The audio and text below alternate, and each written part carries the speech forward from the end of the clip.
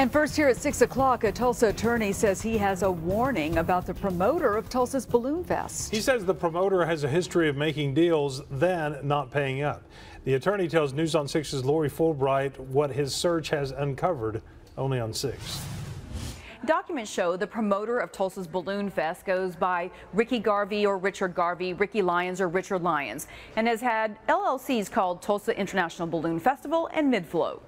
The reason I got involved with this was to help my client who got screwed over. Hugh Roberts says his client made a promotional video for Garvey and the Tulsa Balloon Fest last year, but never got paid the $4,800 he's owed. After I threatened to expose him, oh, well, I'll come down with money on Thursday. Thursday comes, oh, I'll come on Friday. Friday comes, I'll come on Monday. Well, today's Monday. And so he just strings people along. Hugh's client still doesn't have the money. Records show Kansas City Aerosports sued Garvey last fall for $10,000. They say they were promised for being the exclusive supplier for Balloonfest. Their attorney tells me Garvey gave them a $5,000 check, but it bounced. The attorney says they have asked for a judgment in the case. A judge did order Tulsa Balloonfest to pay Inside Out Championship. They sued for $20,000 after they were title sponsor for a tennis event. Documents say they settled for $10,000 and Garvey paid them $1,000. A judge also ordered Tulsa Balloonfest to pay $20,000 to Tulsa Raceway Park to rent space for their event. Garvey says he donates proceeds from each Balloonfest to charity, but attorney Hugh Robert could find no record of that. Just a snowball estimate, how much do you think you've donated to charity then?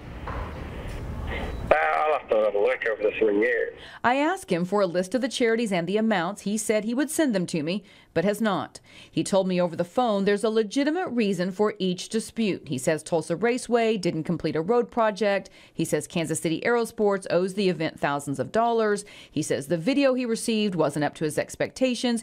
And he said it's hard to know about a lawsuit if you live out of state, therefore it's hard to respond. He said at this year's event at Victory Christian, he donated free rides to kids and said Victory collected the $20 parking fees and got to keep half the money. Victory confirmed the parking money. We've done 5 events this year where we haven't had any issues.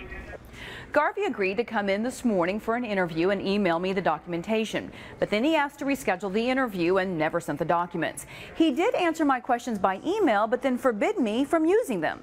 He emailed me a statement this afternoon that says in part, following a highly successful community event which raised thousands of dollars, we are sad KOTV would want to focus on disputes with suppliers from previous years. I posted that full statement for you in the online version of this story on our website and on our app. Lori Fulbright, News on 6.